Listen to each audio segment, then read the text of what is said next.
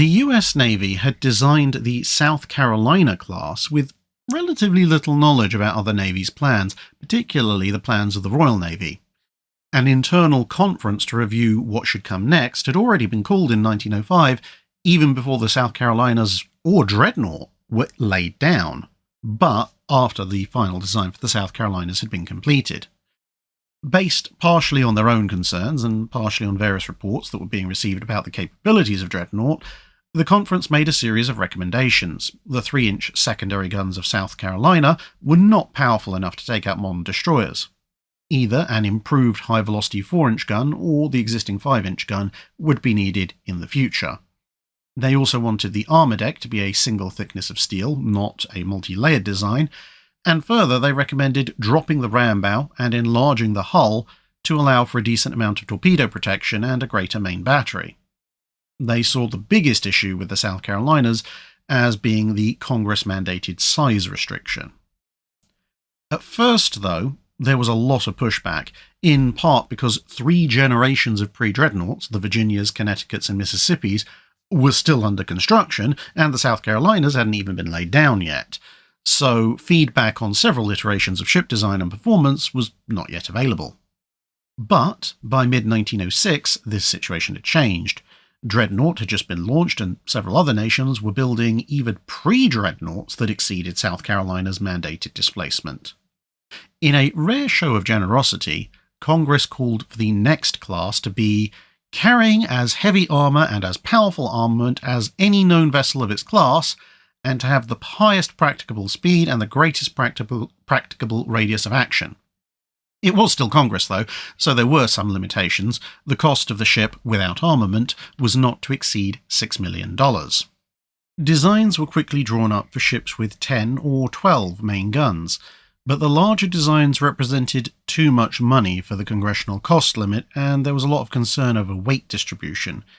Twin turrets were the only type on offer, and clustering 3 at each end, or 2 at one end and 3 at the other, or even 2 up front and 4 aft, seemed to stress the hull too much. To solve this, it was proposed to have a pair of superfiring turrets forward, and then turret 3, in a superfiring position, would be mounted immediately after the funnels over a nice wide and strong portion of the hull. The engines would then be placed further aft in the hull, with the final 2 turrets at deck level after that. This would cause 2 problems. One was realised immediately and just accepted. That was that aft fire would be limited to 2 guns, as turret 4 couldn't see over turret 5, and turret 3 couldn't fire right aft without obliterating the sights of turret 4 via shockwave, which turret 4's crew probably wouldn't appreciate.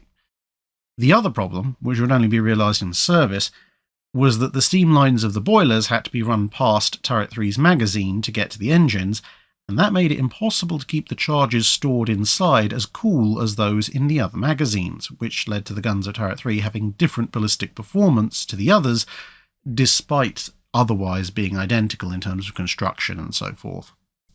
Still, 2 ships would be ordered, Delaware and North Dakota, with a main battery of 10 12-inch guns with the turrets laid out just as mentioned, a secondary battery of 14 single 5-inch guns in casemates, and 2 single submerged torpedo tubes, 1 each side. A handful of smaller anti-torpedo boat guns were also included at first. Belt armour came in at 11-inch of maximum thickness with 2-inch thick decks and 12 inches on the turret faces. Speed was a decent 21 knots, courtesy of 25,000 shaft horsepower, which drove steam turbines in North Dakota and vertical triple expansion engines in Delaware, since that particular propulsion argument had yet to be resolved in the US Navy. The use of forced lubrication in Delaware extended its full power runtime considerably, whilst North Dakota faced a 25% drop in range, but unlike her sister, she didn't turn her machinery spaces into a steam and aerosolized oil sauna when full power was called for. Torpedo protection consisted of an outer layer of compartments which were filled with coal for both shock absorption and buoyancy. Laid down at the end of 1907, the 2 ships commissioned within days of each other in early April 1910, despite North Dakota launching in early November 1908, almost 3 months earlier than Delaware.